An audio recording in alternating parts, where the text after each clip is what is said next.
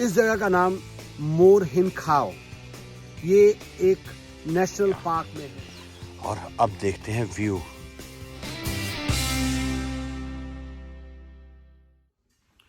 Good morning. ये मेरे unknown destination journey without destination का छठा दिन है। मैं इस समय खोंकेन शहर में एक होटल में रुका था।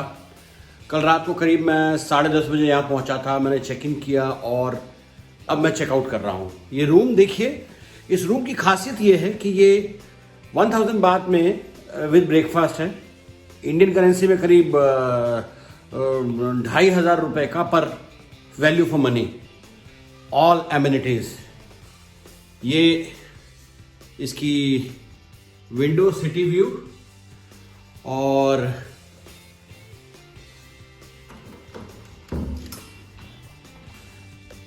टॉयलेट, ये शावर एरिया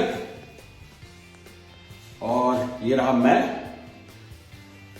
सारी एमिनिटीज यहां पे हैं, लाइक कॉफी मेकर है यहां पे और safety box, refrigerator, everything very nice one. मैं अभी आपको इसका स्विमिंग पूल भी दिखाता हूं।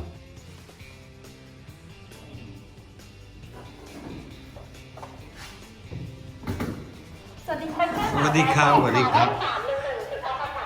She is from the housekeeping department और मैं चला अब रिसेप्शन की तरफ। ये होटल सेंट्रली लोकेटेड है। इसका नाम मंत्रा दीवारी। ये काफी बड़ा ग्रुप है। इसी के होटल में मैं समुई में भी रुका था, इसी के होटल में मैं चियांग माई में भी रुका था और अब मैं चल रहा हूँ रिसेप्शन की तरफ। मैं आपको इनका स्विमिंग पूल दिखा दूँ। यहाँ मैं सुबह नहाया, चूँकि मैं अकेला था तो मैंने शूट करने की कोशिश नहीं की। So this is the reception and this is one beautiful small visual pool is made there. Staff is very helpful. बहुत मेरा एक रात का ही स्टे था पर बहुत अच्छा स्टे था मेरा यहाँ पे।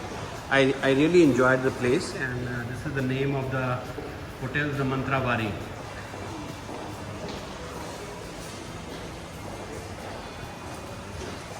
ये ट्रेडिशनल ड्रेस मॉडर्न टाइम पे कोविड का प्रॉब्लम जिसने पूरी दुनिया को हिला दिया उसकी वजह से डू नॉट सिट, बीच में एक आदमी नहीं बैठ सकता।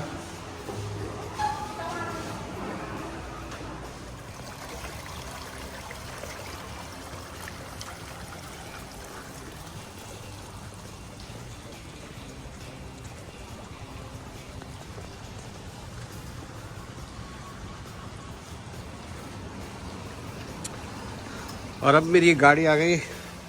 चलते हैं यहाँ से अगले स्टॉप की तरफ। अब हम कोंकेन से निकलकर आगे चल दिए। कहाँ पता नहीं, जहाँ पहुँचेंगे नाम बता दूंगा।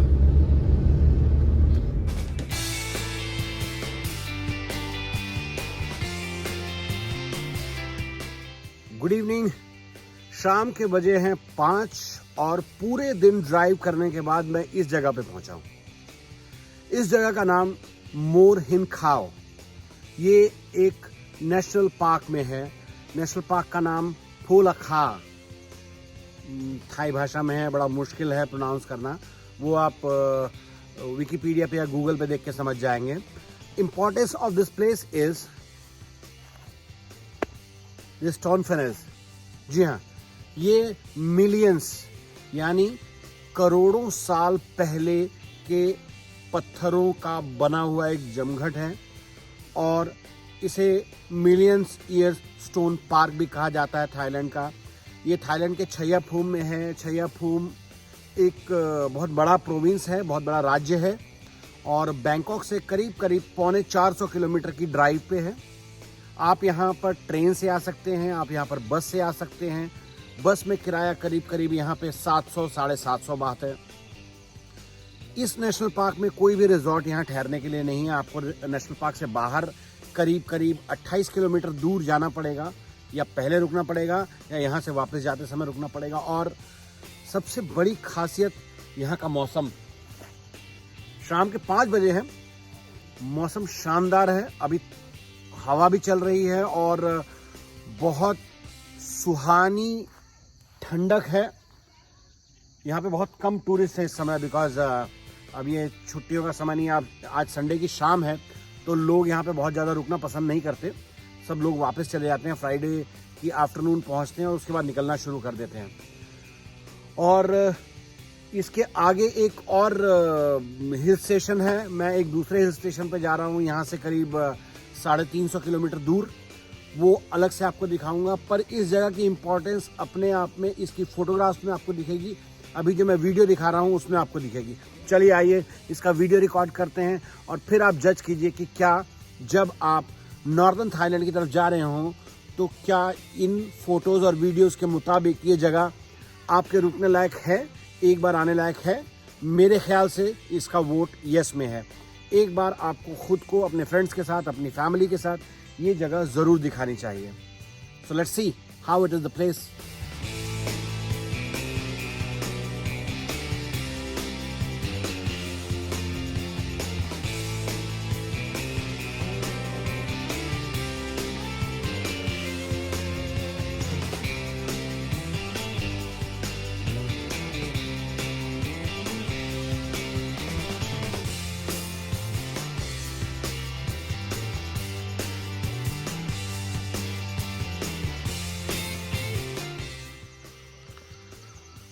स्टोन की जो खूबसूरती है उसके अलावा इसके आसपास का एरिया, ग्रीनरी इज ऑसम। मैं यहाँ स्टोन एज पे था तो मुझे कोई अपने जैसा प्राणी मिल गया। मेरे जैसा प्राणी मतलब he is what's the name พี่ชื่ออะไรครับเบนครับคุณเบนผมฮาริชครับชื่อฮาริชมาครับพัทยานะครับอ๋อHe is riding this Harley Davidson 250cc और ये बैंकॉक से आया। He came from Bangkok, means 400 kilometers he just came and maybe he'll go somewhere else. พี่ตอนนี้ไปที่ไหนมาที่นี่ก็ไปที่ไหนแวะที่นี่แล้วก็จะกลับกรุงเทพกลับกรุงเทพ He came here and he'll go back on his bike to the city back to Bangkok. And this is not the normal bike. This is a mountain trekking bike. The same which I have the 250cc, he also have the 250cc, but the design and the structure of the bike is totally different. मेरे पास cruiser bike है, इनके पास ये mountain tracker bike है. He is doing a great job. ये दिमाग ना? Okay हाँ.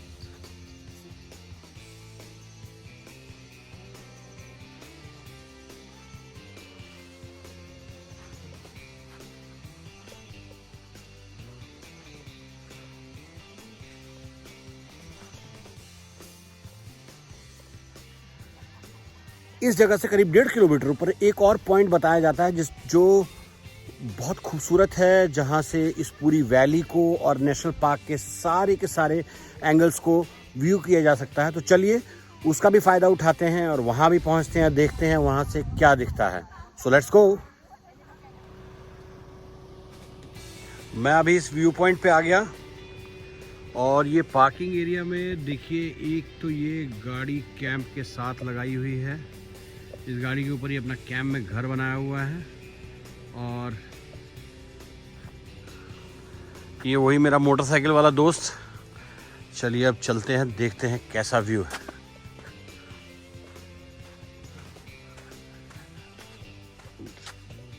पहला पॉइंट तो ये है। चलिए, ये बहुत खतरनाक सी मचान बनी हुई है पेड़ की और अब मैं इस पेड़ की मचान पे यहाँ कोने पे आ गया और अब देखते हैं व्यू।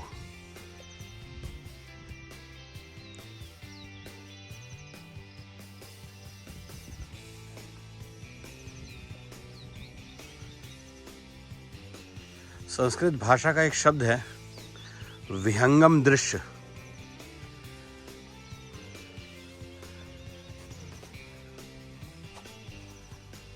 बहुत खूबसूरत। ब्यूटीफुल, अति सुंदर।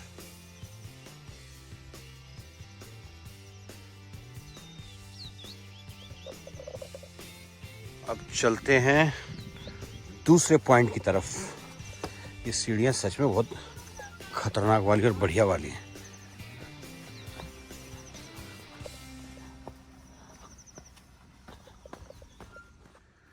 अब ये दूसरा पॉइंट, और वो मेरा नया नया बना हुआ बाइकर फ्रेंड भी वहीं पे है। वो मुझसे पहले यहाँ पहुँच गया और वो फोटोज खींचने की कोशिश कर रहा है।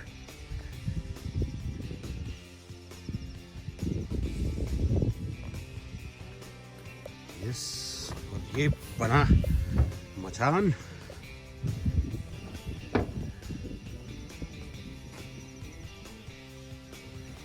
Beautiful. He is again. Thank you खाब। चलिए, अब ये सबसे, this one is the peakest point.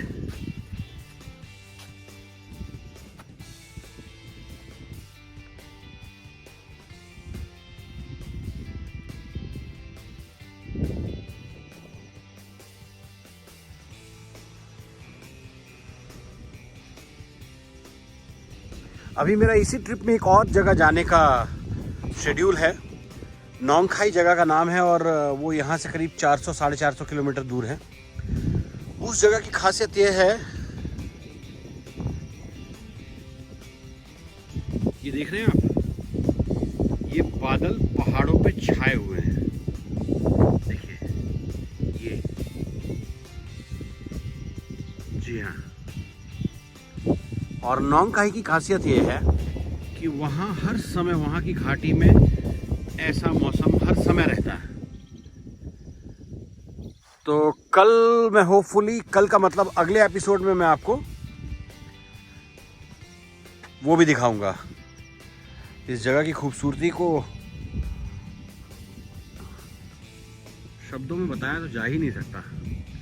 ये कोई शहर है, मालूम नहीं कौन सा शहर है, मैं नहीं जानता, पर ये शहर, ये बिल्कुल वैसा ही व्यू है जैसा हम प्लेन से ऊपर बैठकर नीचे देखते हैं। ये बिल्कुल वैसे लग रहा है जैसे छोटा सा शहर लगता है। देखिए, ये मुझे कभी कभी देहरादून दिखाई देता है ऐसा मसूरी के रास्ते में से, और ये शहर वैसे ही दिखाई दे रहा है।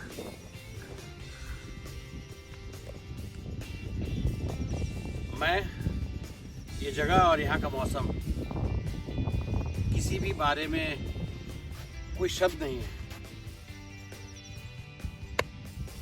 वो